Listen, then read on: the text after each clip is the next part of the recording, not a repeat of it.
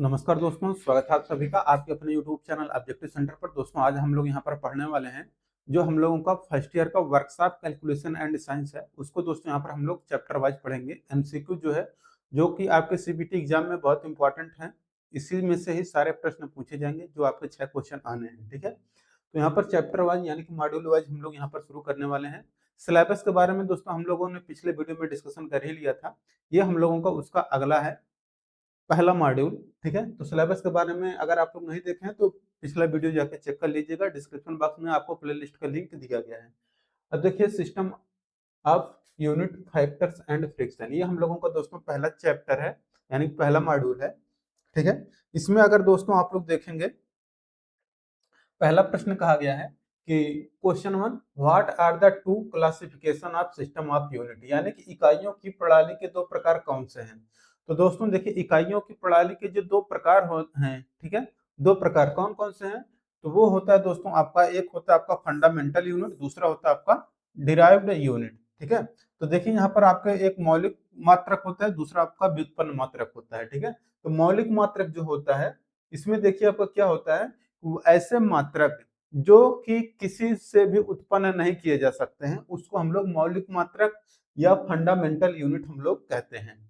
और देखिए, जिनकी उत्पत्ति फंडामेंटल यूनिटों से होती है उसको हम लोग व्युत्पन्न मात्रक कहते हैं। ठीक है, आप लोगों को पता चल गया, यानी कि जो मौलिक मात्रक है या फंडामेंटल यूनिट है, यह किसी भी मात्रक पर निर्भर नहीं करेगा। ठीक है, यानी कि इसका अपना एक अलग पहचान है।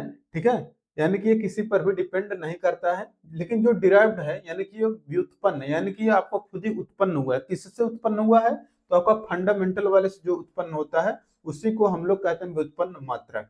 ठीक है, अब देखिए मौलिक मात्रक आपके कितने प्रकार के होते हैं, तो देखिए मौलिक मात्रक जो होते हैं ये दोस्तों आपके 7 प्रकार के होते हैं। ठीक है, तो मौलिक मात्रक कितने प्रकार के होते हैं, 7 प्रकार के। ठीक है, अगर कहेंगे तो मैं इसके बारे में पूरा डिटेल में बता देता हूं। तो देखिए, जो आपके मौलिक मात्रक होते हैं, एक तो देखिए आपका क्या होते हैं, आपको यहाँ पर लंबाई, जैसे कि हो गया लंबाई। ठीक है, लंबाई आपका किस में हो जाएगा, लंबाई को हम लोग मापते हैं मीटर में। ठीक है, और इसके बाद यहाँ पर द्रव्यमान हो गया। ठीक है, तो द्रव्यमान आपका आ जाएगा, द्रव्यमान हो गया, ये मापते हैं हम लोग किग्रा में। ठीक है, इसके बाद लंबाई हो गया, द्रव्यमान हो गया, और इस समय आ गया इसके बाद। ठीक है, समय आ गया, तो ये आपका किस में मापते हैं हम लोग, सेकंड में। ठीक है, सेकंड में। और देखिए तापमान जो होता है, तापमान भी होता है, तापमान हम लोग किस में मापते हैं, केल्विन में, तापमान केल्विन में। ठीक है, इसके बाद देखिए विद्युत धारा या धारा, धारा हम लोग मापते हैं एम्पियर में, एम्पियर में। ठीक है, इसके बाद आता है आपका पदार्थ की मात्रा, पदार्थ की मात्रा, इसको हम लोग मापते हैं किसमें, मोल में। ठीक है, इसके बाद देखिए कितने, 1 2 3 4 5 6, और एक सातवां है ज्योति तीव्रता, ज्योति तीव्रता। ठीक है, ज्योति तीव्रता का मात्रक क्या होता है, कैंडेला। ठीक है, ये दोस्तों आपका क्या कहलाते हैं, मौलिक मात्रक कहलाते हैं, मौलिक मात्रक। ठीक है, ये आपके हैं मौलिक मात्रा। ठीक है, कितने होते हैं, ये आपके 7 होते हैं। ठीक है, तो ये 7 प्रकार के होते हैं, ये सातों मैंने यहाँ पर डिस्कशन कर दिए हैं। ठीक है, तो ये 7 प्रकार, 1 2 3 4 5 6 1 7। ठीक है, ये सातों हो गए। इसको देखिए, दो आपके पूरक राशियां होती हैं, कौन सी, पूरक, पूरक होती हैं आपकी यहाँ पर, यानी कि सप्लीमेंट्री।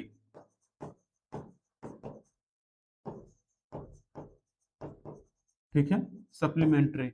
ठीक है, ये आपका फंडामेंटल है, ये आपका सप्लीमेंट्री। सप्लीमेंट्री में आपके दो होते हैं, एक तो होता है कोण, जो कि हम लोग मापते हैं किसमें, रेडियन में।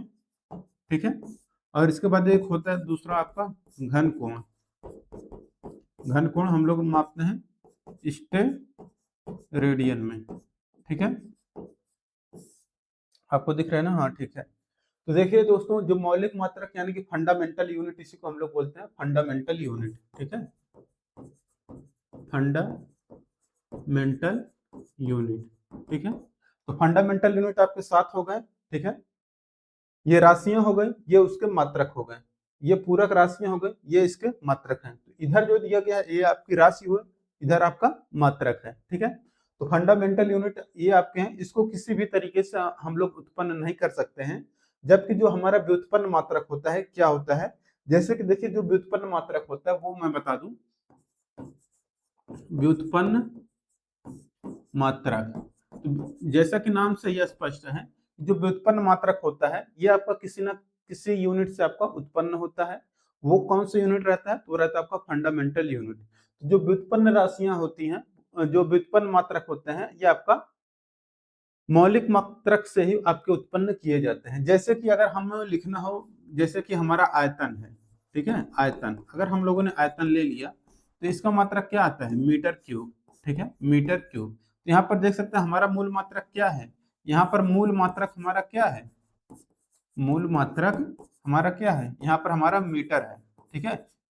और ये हमारा आयतन किससे निकल कर आया है, इसका अगर हम लोग मूल मात्रक अगर क्यूब किए हैं तब जा करके ये हमारा बना है, इसका घन बना है, ठीक है। तो ये हो गया। इसी तरीके से यहाँ पर और देखेंगे, ये मूल मात्रक क्या हो गया हमारा मीटर, इसी से ये बन गया। ऐसे ही यहाँ पर देखेंगे, इसी तरीके से और सारे होते हैं, जैसे कि आपके आ गया चाल। चाल बराबर आपको भी पता होगा दूरी बटा क्या होता है, समय होता है, ठीक है। तो दूरी का मात्रक देखिए यहाँ पर क्या होता है, मीटर होता है, और समय का मात्रक टी होता है, समय का सेकेंड, ठीक है, समय का मात्रक सेकंड, ठीक है। तो मीटर प्रति सेकंड, मीटर हमारा देखिए यहाँ पर क्या है, ये हमारा मूल मात्रक है, ठीक है, मूल मात्रक, ठीक है। ये सेकंड क्या है हमारा, ये भी मूल मात्रक है, ठीक है। देखिए ये भी हमारा क्या है, मूल मात्रक है। तो ये जो है ये आपका क्या है, ये सब आपके व्युत्पन्न मात्रक हैं। एक ये भी है व्युत्पन्न मात्रक, दूसरा ये है, ठीक है। इसी तरीके से इन सातों के अलावा जो मूल, ये जो मूल मात्रक हैं, इनके अलावा जितने भी बचते हैं सब आपके व्युत्पन्न मात्रक कहलाते हैं, ठीक है, इसको मात्र छोड़ करके, ठीक है। तो ये जितने बचते हैं ये सब आपके व्युत्पन्न मात्रक होते हैं, इनका जो निर्माण होता है मूल मात्रकों से ही होता है, ठीक है। तो ये हो गया दोस्तों। इसके बाद देखिए अगला प्रश्न यहाँ पर कहा गया है, what are the fundamental unit, यानी कि इनमें से मूलभूत इकाइयां कौन सी हैं। तो दोस्तों मैंने आपको मूलभूत इकाइयों के बारे में बताया कितना, 7 मूलभूत इकाइयां, यानी कि फंडामेंटल यूनिट के बारे में हमने आपको 7 बताया है। उसमें देखिए आपको मैंने क्या क्या बताया है, लंबाई हमने बताया था, द्रव्यमान भी बताया था, आयतन क्या है आपका, व्युत्पन्न मात्रक है, ये क्या है आपका व्युत्पन्न मात्रक, ठीक है, ये आपका व्युत्पन्न हो गया, व्युत्पन्न मात्रक। तो ये तो हमारा होगा नहीं। इसके बाद यहाँ लंबाई आपका है, फंडामेंटल यूनिट, द्रव्यमान भी है, समय भी है। तो यानी कि यहाँ पर बी वाला आंसर आपका करेक्ट हो जाएगा। और अगर देखें लंबाई, द्रव्यमान और क्षेत्रफल, क्षेत्रफल भी हमारा क्या है, व्युत्पन्न मात्रक है। लंबाई, दाब और आयतन, देखिए दाब और आयतन ये दोनों क्या है आपके व्युत्पन्न मात्रक है, ठीक है।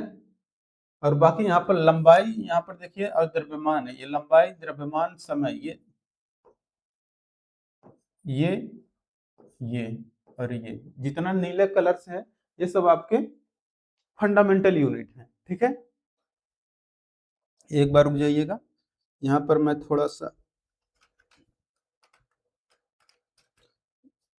हीट करता है ना लैपटॉप, तो इसको सोचे कूलिंग फैन लगा दें यहाँ पर। अब चलिए सही है, ठीक है। अगला प्रश्न देखिए क्या है, कह रहे हैं एमकेएस प्रणाली में एम अक्षर क्या दर्शाता है। अच्छा इसका मैंने आपको आंसर बताया है ना, हाँ इसका बी वाला आंसर है, आप लोग जान जाइएगा, ठीक है। एमकेएस प्रणाली में एम अक्षर क्या दर्शाता है, what denotes letter capital M in MKS system, MKS system में एम किसको बताता है। तो देखिए दोस्तों, जो आपके मेजरमेंट आपकी प्रणालियां हैं, जो सिस्टम है मेजरमेंट की, वो 3 प्रणालियां मेन हैं। कौन कौन सी प्रणालियां हैं वो मैं आपको बता देता हूं। तो देखिए आपकी जो 3 प्रणालियां हैं वो है दोस्तों आपका एमकेएस प्रणाली,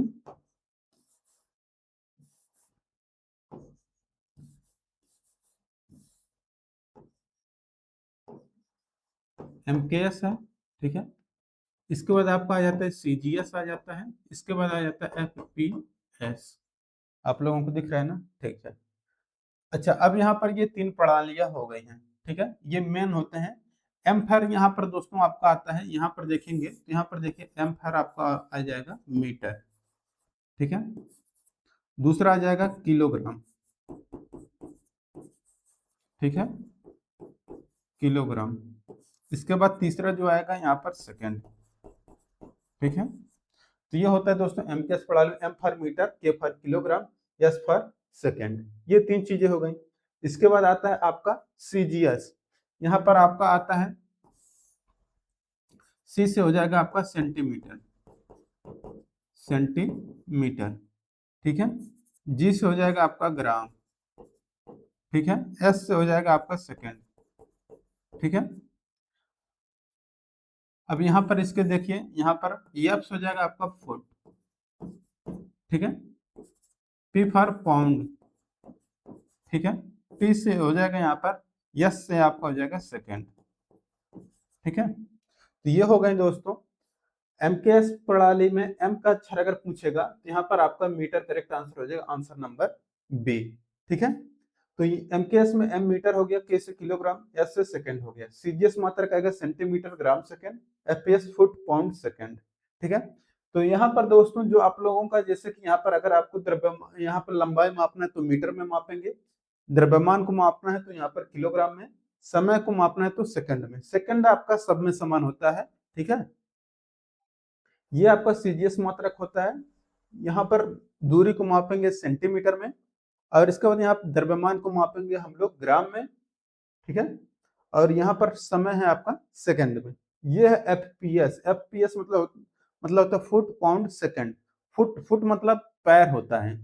पहले जमाने में क्या हुआ करता था कि जब हम लोगों के पास कोई भी उपकरण नहीं हुआ करता था तो हम लोग क्या करते थे, दूरी को मापने के लिए अपने पैर से यानी कि कदम से कदम ऐसे नाप के बराबर दूरी से ऐसे ऐसे हम लोग मापते थे चल के, ठीक है। तो ये जो हम लोग मापते थे दोस्तों, यही क्या हुआ करता था, हम लोग फुट यानी कि पैर से मापते थे, 1 कदम, 2 कदम, 3 कदम, 4 कदम, 5 कदम, तो हम लोग अपने पैर से मापते थे, ठीक है। वही वाला ये फुट है कि फुट पाउंड सेकंड।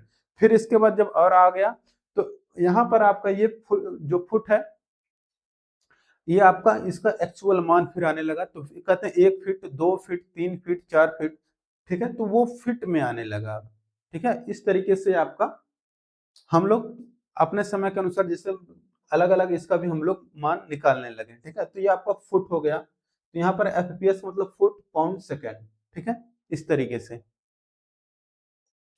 अब देखिए अगला प्रश्न क्या हो गया, देखिए कह रहा है how many millimetre are there in 1 inch, 1 inch में कितने मिलीमीटर होते हैं। तो देखिए दोस्तों 1 इंच में जो होते हैं, 1 इंच में 2.54 सेंटीमीटर होता है, ठीक है। अगर यही बात करें एमएम में तो 1 इंच बराबर होता है आपका 25.4 एमएम। कहीं पर ऐसा दिख रहा है 25.4 एमएम, आंसर भी आपका करेक्ट आंसर हो जाएगा, ठीक है। तो 1 इंच में होता है दोस्तों 2.54 सेंटीमीटर, और 1 इंच बराबर होता है 25.4 एमएम, ठीक है। तो ऊपर अगर यहाँ पर सेंटीमीटर दिया रहता तो ये हमारा सही हो जाता, लेकिन ये एमएम में दिया है इसलिए ये गलत हो जाएगा, ठीक है। तो ये हमारा क्या हो गया, गलत हो गया। ये 25.4 एमएम अब हम लोगों का यहाँ पर सही हो जाएगा, ठीक है। इसके बाद देखिए आपका अगला प्रश्न आ चुका है। अगला प्रश्न क्या कह रहा है, कह रहा है कि 12, 18, 6 और 36 का एलसीएम कितना होगा। तो वही गंवारों वाली भाषा सिंपल सी यहाँ पर है जो बचपन में हम लोग यूज किया करते थे, एलसीएम निकालना। अच्छा एलसीएम नहीं, यहाँ पर गड़बड़ है, ठीक है। इसको मैं चेक कर लेता हूँ।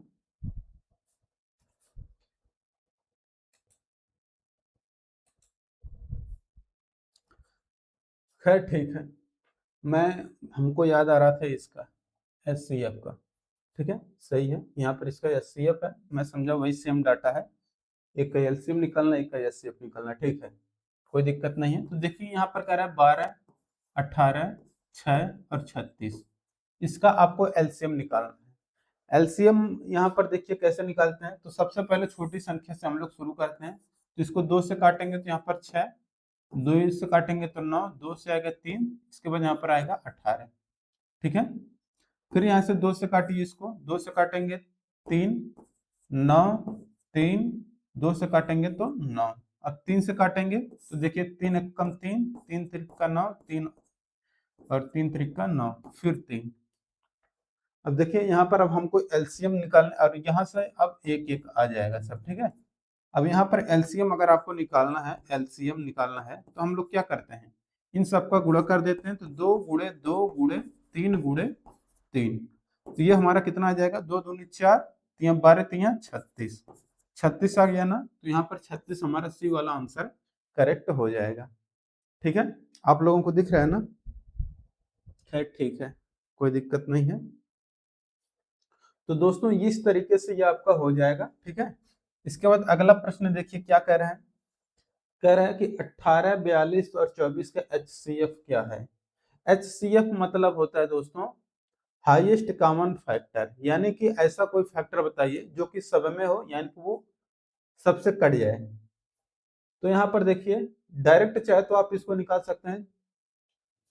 तो 6 से 24 कटेगा, 6 चौक का 24 कट जाएगा, 6 सत्ते 42, 6 त्रिक 18। ठीक है, 18 दूना 36, तो 24 नहीं कटेगा, यानी कि 6 आपका यहाँ पर करेक्ट आंसर हो जाएगा डायरेक्ट, अगर आप लोग निकालना चाहें जो सबसे कट जाए।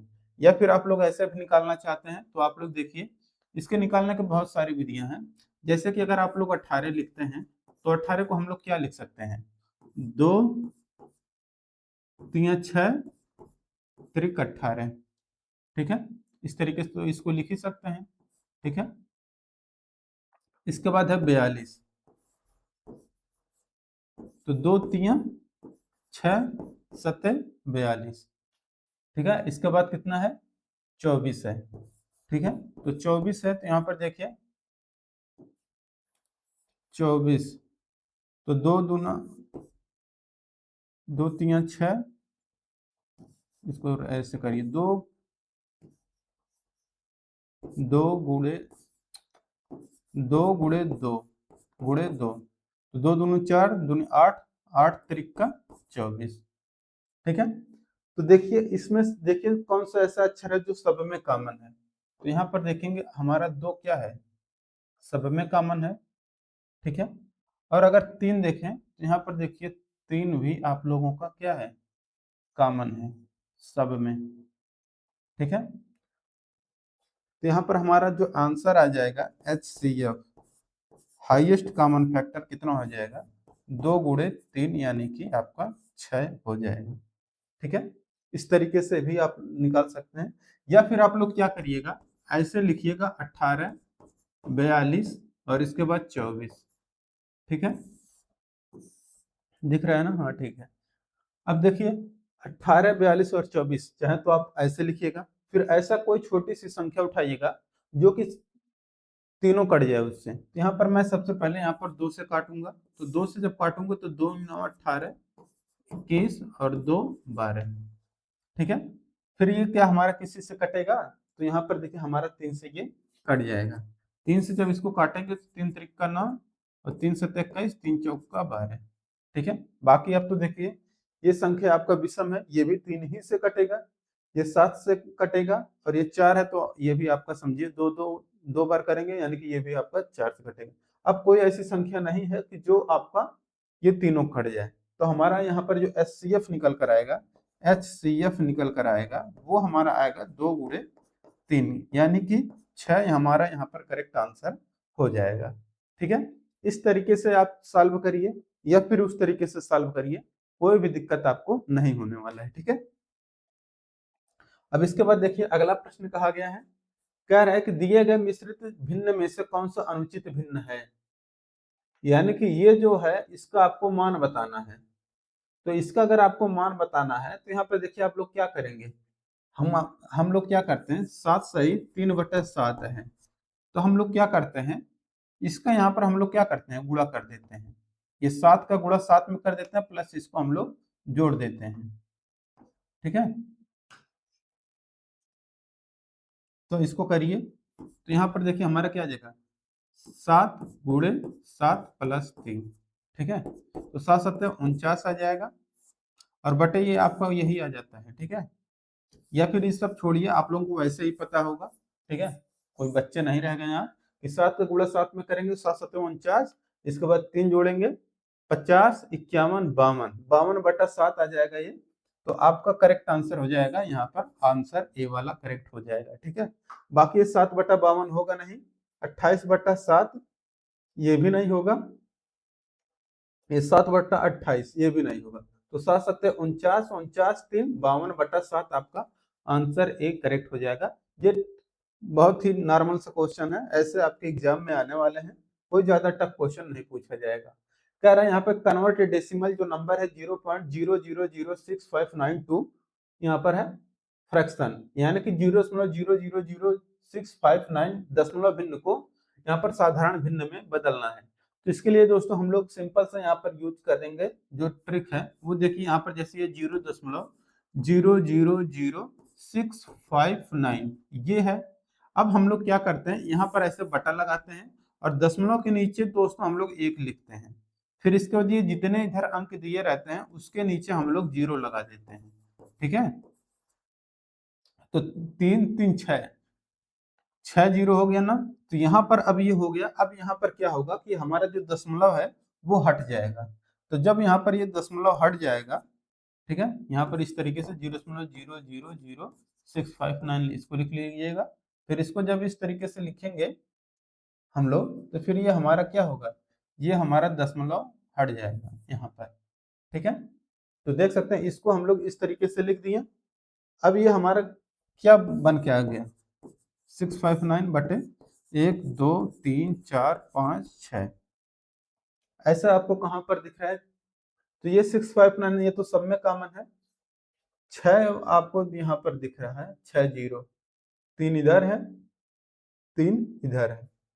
ठीक है, तो इस तरीके से दोस्तों आप लोग इसको सॉल्व कर सकते हैं। ठीक है, अब देखिए अगला प्रश्न क्या कह रहा है, कह रहा है 3/4 प्लस 2/5 माइनस 5/20, इसको सिंप्लीफाई करना है। तो यहाँ पर देखिए कह रहा है कि यहाँ पर 3/4 है प्लस 2/5 है माइनस 5/20 है।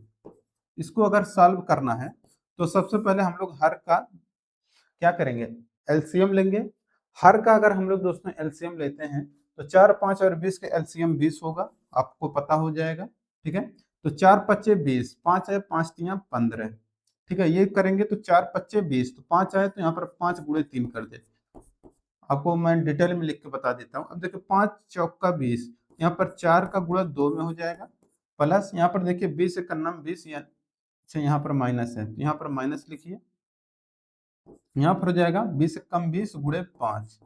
ठीक है, अब इसको यहाँ पर हम लोग सॉल्व कर लेंगे, 5 3 15 प्लस 4 दूना 8 माइनस 5/20 हो जाएगा। तो 10 18/20, 18/20, 18/20 इसको हम लोग काटेंगे, तो यहाँ पर देखिए काटेंगे तो ये 9 और ये आएगा 10, हमारा आंसर क्या जाएगा 9/10। ठीक है, तो 9/10 आंसर बी वाला हमारा यहाँ पर करेक्ट हो जाएगा। ठीक है, इस तरीके से आपका छोटा छोटा प्रश्न आने वाला है। इसके बाद अगला देखिए, कह रहे हैं यहाँ पर कि भाग दीजिए, इसको भाग देना है। ठीक है, कह रहे हैं यहाँ पर कि 20/31 है। ठीक है, कह रहे हैं इसको भाग देना है किससे, 15/62 से। ठीक है, तो दोस्तों हम लोग पता है कि जो हम लोगों का यहाँ पर ये वाला भाग है, इसको अगर हम लोग गुणा में अगर बदलेंगे तो ऊपर वाला चिन्ह, ऊपर वाला अंश वाला हर में चला जाता है, हर वाला अंश में आ जाता है। ठीक है, तो इस तरीके से 62/15 हो जाएगा, और यहाँ से हम लोग काटेंगे तो 31 का दूना यहाँ पर 62 हो जाएगा, और यहाँ पर देखिए 5 3 15 और 5 चौका 20। ठीक है, और ये हो जाएगा 4 दूना 8/3, कितना हो जाएगा 8/3। 8/3 यहाँ पर आपका करेक्ट आंसर हो जाएगा। 8/3 को हम लोग क्या लिख सकते हैं, इसको देखिए लिखने के लिए हम लोग क्या लिख सकते हैं, ये तो 3 हो ही जाएगा, तो 3 दूना 6, 6 2 8, तो 3 दूना 6 2 8/3, 2 सही 2/3, तो 2 सही 2/3 आपको यहाँ पर ऐसा आंसर डी में दिख रहा है। ये आप लोग बना सकते हैं, आपको कुछ इस तरीके से 2 सही 4/3 लिखा गया है, ये 2 सही 1/3 लिखा गया है, ये 2 सही 3/2 लिखा गया है, ये 2 सही 2/3 लिखा गया है। इस तरीके से ये आपका लिखा गया है इसको, ठीक है। टाइपिंग नहीं हो पा रहा था सही से, इसलिए इसको इस तरीके से लिख दिया गया है, ठीक है। वरना आप लोग कहेंगे ये तो 2 है और 4/3 है, गुणा करेंगे तो 8/3 हो जाएगा, ऐसा मत सोचिएगा, ठीक है। तो आपका कुछ इस तरीके से फॉर्मेट देखने को मिलेगा, टाइपिंग में नहीं हो पा रहा था इसलिए इसको ऐसा कर दिया गया। तो ये 2 सही 2/3 आपका करेक्ट आंसर यहाँ पर होने वाला है, ठीक है। अब अगला प्रश्न देखिए, कहा गया है कि what is the product of 0.003 into 0.5, 0.003 गुणे 0.5 का गुणनफल क्या होगा। तो देखिए इनका गुणनफल पूछा गया है। तो देखिए यहाँ पर है आपका कि 3 पच्चे 15 है, 15 तो आपका आना फिक्स है, ठीक है। लेकिन ये दशमलव आपका कितने अंक पे लगना चाहिए, तो 3 1 4 अंक पे दशमलव, तो 4 अंक पे दशमलव रहेगा, तो यहाँ पर देखिए आपका कुछ इस तरीके से ये आ जाएगा, ठीक है। 3 पच्चे 15, 3 1 4 अंक पे दशमलव लगेगा, ऐसा कहाँ पर दिख रहा है आपको, आंसर बी वाले में दिख रहा है। आंसर बी वाला आपका यहाँ पर करेक्ट आंसर हो जाएगा, ठीक है। तो बी वाला ये हो गया आपका करेक्ट आंसर।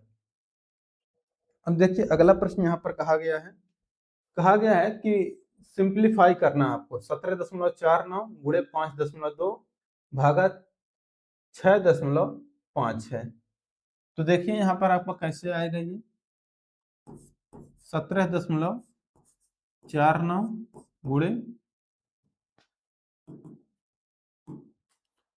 गुणे 5.2/6.5, यही आपको सॉल्व करना है, ठीक है। तो इसका सबसे पहले वही है दोस्तों कि आप लोग इसको सिंपल सी गुणा करेंगे, इसके बाद पूरा हम लोग भाग देंगे, ठीक है। तो ये आप इसको सॉल्व करेंगे तो ये आपका आने वाला है, ये तो मैं गुणा कर दूं या तो फिर आप गुणा कर लीजिएगा, ठीक है। तो चलिए हम लोग, इससे अच्छा है आप लोग गुणा क्या करेंगे, हम ही गुणा करके बता देते हैं, ठीक है। तो यहाँ पर देखिए जैसे कि इसका हम लोगों को अगर गुणा करना है, तो यहाँ पर सबसे पहले ये जो है हम लोग क्या करते हैं, ये दशमलव से दशमलव हटा देते हैं। तो दशमलव से दशमलव हटा देंगे, फिर इसके बाद यहाँ पर देखिए हमारा कितना हो जाएगा, 1749 गुणे 52 बटे यहाँ पर हो जाएगा ये 65 और गुणे 100, इतना तो लिख ही सकते हैं हम ना, ठीक है। अब देखिए ये हो गया दोस्तों हम लोगों का। अब यहाँ पर दोस्तों हम लोग क्या करेंगे, भाग देंगे, ठीक है। 13 से, तो देखिए यहाँ पर 13 पच्चे 65 और देखिए 13 चौका 52, ठीक है, ये हो गया। अब इसके बाद देखिए अगर इसको हम लोग क्या करें कि इसको काटिए, 5 से काटेंगे तो 5 अठे 40, 0.8 आ गया, ठीक है, 0.8 आया। फिर यहाँ पर एक दशमलव अगर हम लोग हटाएंगे तो यहाँ पर एक जीरो हमारा और बढ़ जाएगा, ठीक है। तो अगर ये हो जाएगा, इसके बाद हमारा क्या हो जाएगा कि ये हमारा क्या है 1749 आ जाएगा गुणे 8 बटे हमारा हो जाएगा 1000, ठीक है। तो इसको अब हम लोग सॉल्व करते हैं, तो देखिए 8 9 72 का 2 हो गया, 7 बचा, और देखिए 8 चौका 32, 32 7 39 हो जाएगा, बचा कितना 3, और देखिए 8 7 56, 57 58 59, ठीक है, बचा कितना हमारा 5 बचा, ठीक है। और 8 का नम 8 5 13, ठीक है। दशमलव कितने अंक पे लगेगा, 1000 है, यहाँ पर 3 अंक पे दशमलव, तो 13.99, यानी कि यहाँ पर हमारा डी वाला आंसर करेक्ट हो जाएगा। 13.992 है, तो यहाँ पर दो ही अंक तक दशमलव लिया है, तो यहाँ पर 13.99 हमारे यहाँ पर करेक्ट आंसर हो जाएगा, ठीक है। तो इस तरीके से दोस्तों आप अपना सॉल्व कर सकते हैं, ठीक है। अगला प्रश्न देखिए क्या कह रहा है, कह रहे what is the length of each part is a copper wire of 2 to 5 metre long is cut into 900 equal part. यदि किसी 225 मीटर लंबे तार को 900 बराबर भागों में काटा जाए तो प्रत्येक भाग की लंबाई कितनी होगी, ये आपसे पूछा गया है। ठीक है, तो देखिए आपको प्रत्येक भाग की लंबाई बताना है। ठीक है, कह रहे ये यहाँ पर क्या कहेंगे, कह रहा है कि एक तार है, इसकी लंबाई कितनी है 225 मीटर का, ये इतना लंबा है। ठीक है, इसकी लंबाई कितना है 225 मीटर। ठीक है, कह रहे इसको 900 बराबर भागों में बांटना है, यानी कि इस तरीके से इसको छोटा छोटा टुकड़ा करके कितना पार्ट में बांटना है, 900 भाग इसको करना है। ठीक है, तो अगर इसको हम लोग 900 भाग करेंगे तो यहाँ पर प्रत्येक भाग की लंबाई पूछा गया है, यानी कि यहाँ से हमसे डायरेक्ट ये पूछा गया 225 बटा 900 का मान पूछा गया है, ये कितना आएगा इसका मान पूछा गया है। तो हम लोग क्या करते हैं, इसको हम लोग दोस्तों इस तरीके से लिख सकते हैं ना कि 225 बटे 9 गुणे 100, इतना तो लिख ही सकते हैं। अब यहाँ पर 9 का हम लोग यहाँ से 9 से भाग देंगे 225 में, तो देखिए यहाँ पर क्या आएगा, 9 दूना 18। ठीक है, तो 9 दूना 18, बचा कितना 4, तो 4 बचा तो यहाँ पर 45 हो जाएगा। तो 9 3 27, 9 चौक 36, 9 पचे 45। ठीक है, अब बटे कितना है हमारे यहाँ पर 100 है, यानी कि हमारा कितना 0.25, 0.25 मीटर हमारा यहाँ पर क्या हो जाएगा, आंसर हो जाएगा, आंसर बी वाला करेक्ट हो जाएगा। ठीक है, क्या अब और क्वेश्चन है, तो और क्वेश्चन नहीं है। तो दोस्तों देखिए जिनको ये पीडीएफ चाहिए, ठीक है, तो आप लोग या फिर आप लोग क्या करिएगा कि ऑब्जेक्टिव सेंटर, जो यहाँ पर दोस्तों आप लोगों यहाँ पर देखिएगा, यहाँ पर जो लिखा है ऑब्जेक्टिव सेंटर, इसी नाम से आप लोग प्ले स्टोर पर सर्च करिएगा, एप्लीकेशन डाउनलोड कर लीजिएगा, इसका वहां पर ओपन करिएगा, तो वहां पर दोस्तों आपको टेस्ट सीरीज का ऑप्शन दिखेगा। ठीक है, तो टेस्ट सीरीज दोस्तों वहां से जाकर के आप अपना ले लीजिएगा, वहां से आपको मिल जाएगा टेस्ट और पीडीएफ, वहां पर सब कुछ दिया गया है एप्लीकेशन पर। टेस्ट पे आपको यहाँ पर देखिए टेस्ट मिलेगा, पीडीएफ मिलेगा, प्रीवियस ईयर क्वेश्चन पेपर मिल जाएगा आपको, निम्मी का दोस्तों यहाँ पर जो आप लोगों का पीडीएफ होता है वो भी आपको मिल जाएगा। ठीक है, तो ये सारे देखिए टेस्ट पीडीएफ पीवाईक्यू और निम्मी पीडीएफ, ठीक है, ये सारे के सारे आपको ऑब्जेक्टिव सेंटर एप्लीकेशन पर मिल जाएंगे। ठीक है, ऑब्जेक्टिव सेंटर एप्लीकेशन पर। ठीक है, ऑब्जेक्टिव सेंटर एप्लीकेशन पर बाय चांस अगर कोई दिक्कत है तो आप लोग देखिए इस व्हाट्सएप नंबर पर हमसे कांटेक्ट कर सकते हैं, 8858688283। ठीक है, इस व्हाट्सएप नंबर पर हमसे कांटेक्ट कर सकते हैं। आपको दोस्तों वहां पर पीडीएफ टेस्ट सब कुछ मिल जाएगा। अगर आप लोग दोस्तों वीडियो कोर्स लेना चाहते हैं तो वो भी आपको वहां पर अवेलेबल मिल जाएगा, मात्र 100 रुपए में सब कुछ यहाँ पर मिल जाएगा। ठीक है, मिलेंगे नेक्स्ट वीडियो में, थैंक यू।